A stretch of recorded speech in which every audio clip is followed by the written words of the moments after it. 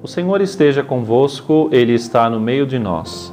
Proclamação do Evangelho de Jesus Cristo, segundo Mateus, glória a vós, Senhor. Naquele tempo disse Jesus a seus discípulos: Quando o Filho do Homem vier em sua glória, acompanhado de todos os anjos, então se assentará em seu trono glorioso. Todos os povos da terra serão reunidos diante dele, e ele separará uns dos outros, assim como o pastor separa as ovelhas dos cabritos. E colocará as ovelhas à sua direita e os cabritos à sua esquerda. Então o rei dirá aos que estiverem à sua direita: Vinde benditos de meu Pai, recebei como herança o reino que meu Pai vos preparou desde a criação do mundo. Pois eu estava com fome e me destes de comer. Eu estava com sede e me destes de beber. Eu era estrangeiro e me recebestes em casa. Eu estava nu e me vestistes. Eu estava doente e cuidastes de mim.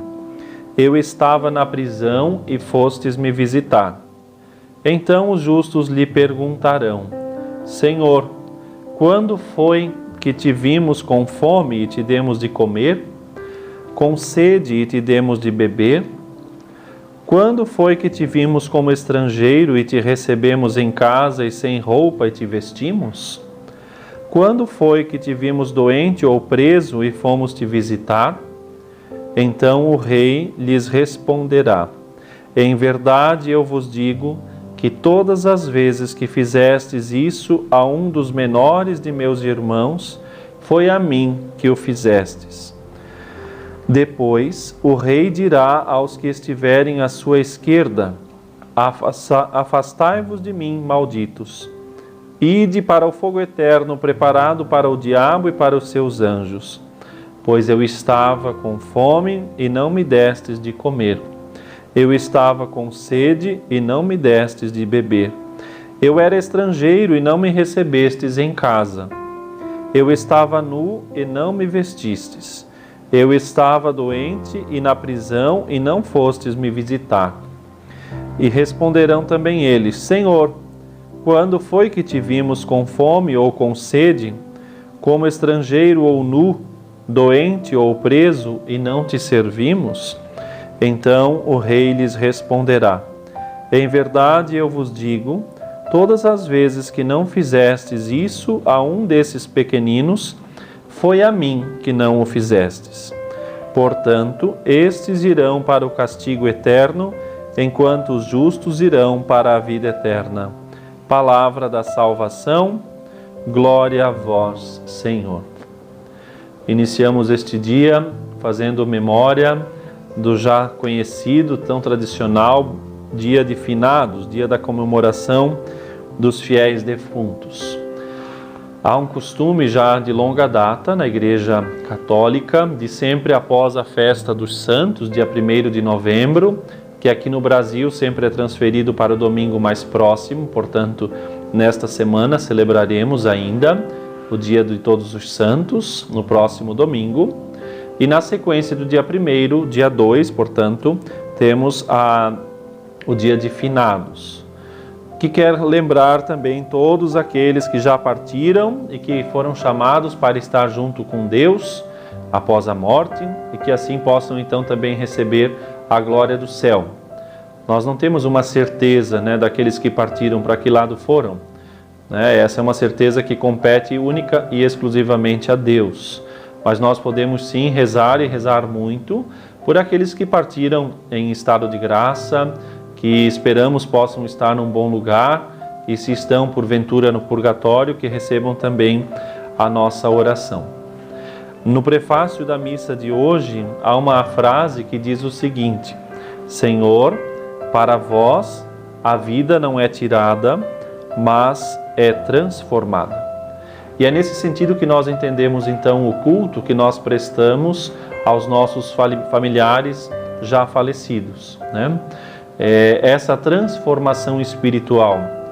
Claro que a carne, se decompõe, enfim, os restos mortais, com exceção de alguns casos extraordinários que o corpo permanece incorrupto, né, ao longo da história, como de alguns santos, inclusive, mas de modo geral a matéria, né, ela se desfaz, se decompõe, porque esse é o processo natural. Mas nós somos mais do que a soma de uma matéria, do que um corpo, né? Nós somos uma alma habitada por Deus, né? E essa alma, portanto, está em vias de salvação após a morte e permanece ligada a Deus. E fazer memória dessa realidade espiritual, a ressurreição, a salvação, a morte, que não nos separa, né, de Deus, pelo contrário, pode nos aproximar ainda mais, ou Deus nos livre, né? Se merecermos o inferno, daí claro, há uma separação eterna, mas de repente ainda há uma impossibilidade da plenitude e por isso é preciso então a nossa oração. E essa oração se dá muito especialmente por meio da nossa atenção sincera e oferta daquilo que nós chamamos de sufrágio. O que é um sufrágio? Um sufrágio é uma oração, um exercício, enfim, um ato de piedade, uma caridade, tantas outras coisas que nós ofertamos por aqueles que não podem, de per si, né, não podem realizar. E o principal sufrágio que ofertamos aos mortos é justamente a missa. Dizia São Jerônimo que muitas almas saem do purgatório em cada missa, né? Porque a missa é aplicada pelos vivos e pelos defuntos, né? Pelos mortos, de modo que então uma família católica, num dia como hoje, jamais deixaria de participar da missa e de ali colocar também as suas intenções, pedindo, né, pelos seus queridos para que possam estar junto de Deus. A catequese para este dia é belíssima e quero aqui recordar então nesses minutos. Primeiro, como que eu, né, mortal que sou também, posso ajudar alguém que já partiu? Pois então, primeiro, vamos fazer aqui um breve resgate da nossa doutrina católica. Se nós morrermos longe de Deus, né, morrermos longe do que nós chamamos estado de graça, não há o que fazer, né? A condenação foi uma escolha deliberada, né? Livremente escolhemos o inferno, né? E, portanto, não há o que fazer. Agora, pode ser que nessa vida nós cometemos pecados, e o pecado, em termos técnicos, né? Judiciais, pode-se dizer assim, uma espécie de crime, né? Alguns, inclusive, são delito, né? Matar alguém, por exemplo, além de pecado, é um delito, e outros tantos, enfim. Mas para dizer, né, uma linguagem jurídica, quem comete um crime pode confessar e receber o perdão, né, do seu crime. E receber o perdão significa, às vezes, ir para a cadeia, né? Já está perdoado, porém cumpre a pena e está livre, né? É assim que funciona o perdão. O perdão também tem um peso, né? Não, tudo bem, passou, esquece, vamos para frente. Não, você está perdoado, porém agora cumpra tal sentença, né? Tal penalidade. Essa penalidade é fruto do nosso ato, do nosso pecado.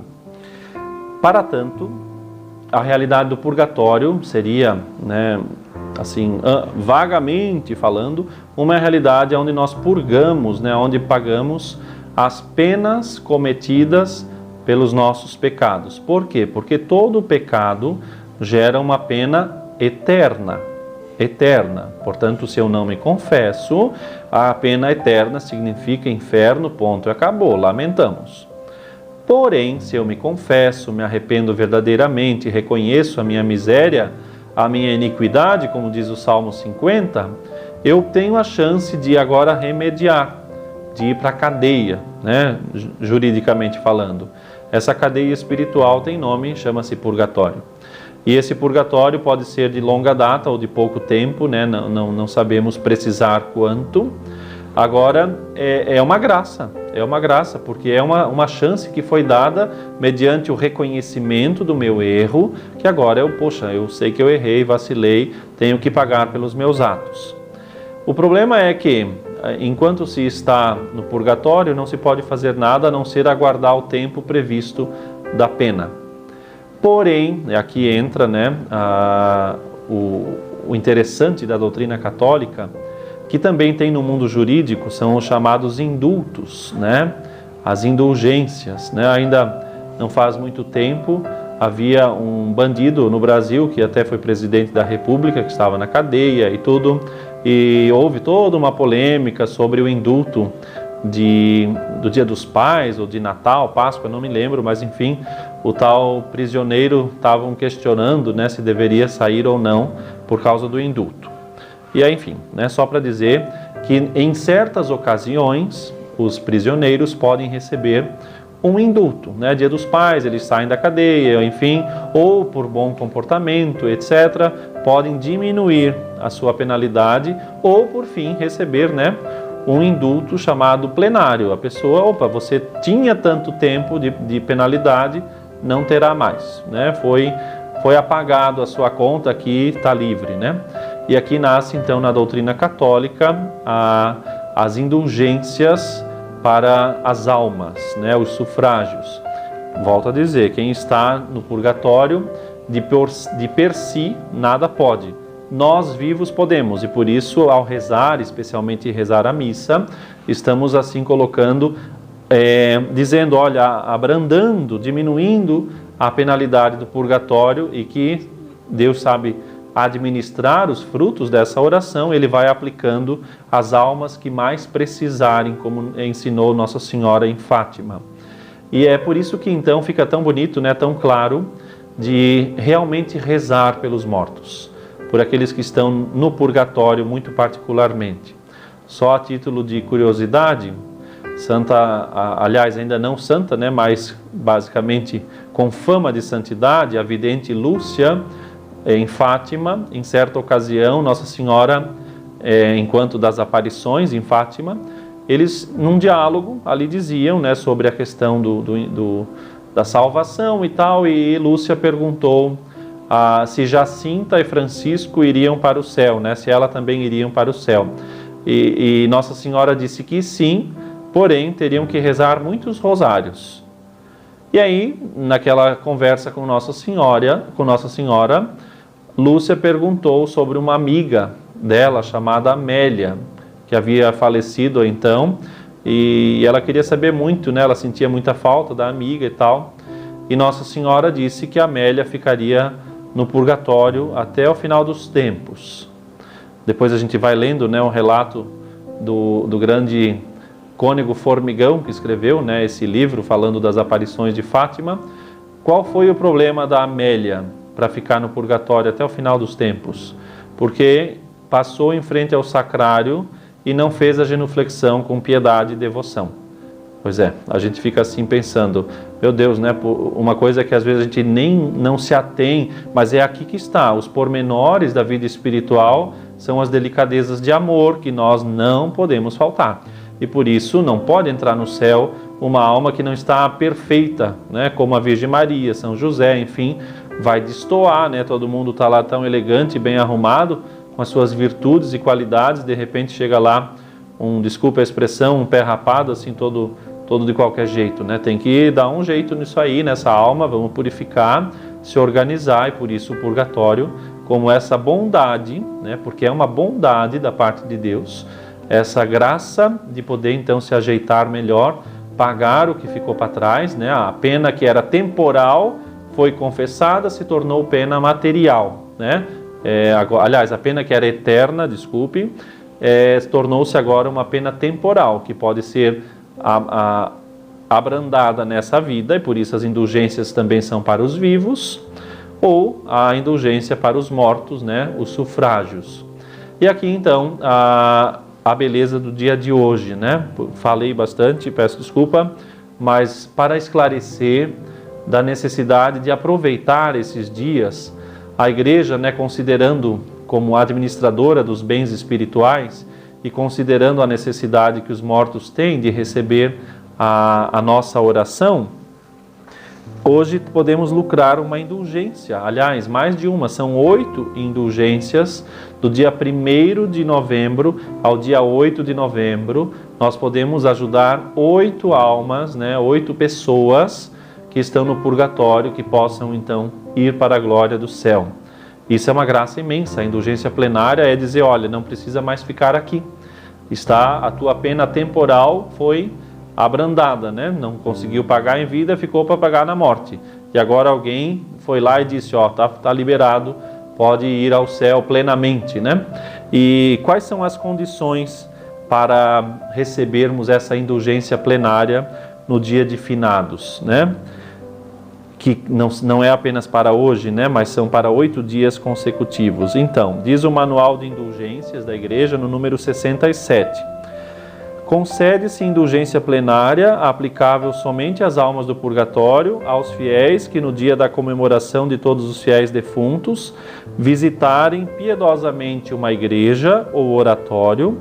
Na piedosa visita se recitam a oração dominical e o símbolo dos apóstolos, o Pai Nosso e o Creio, de modo que então assim se recebe a indulgência. E também do dia 1º ao dia 8, ao fiel que visitar devotamente um cemitério e rezar, mesmo em espírito, pelos defuntos, concede-se indulgência aplicável somente às almas do purgatório.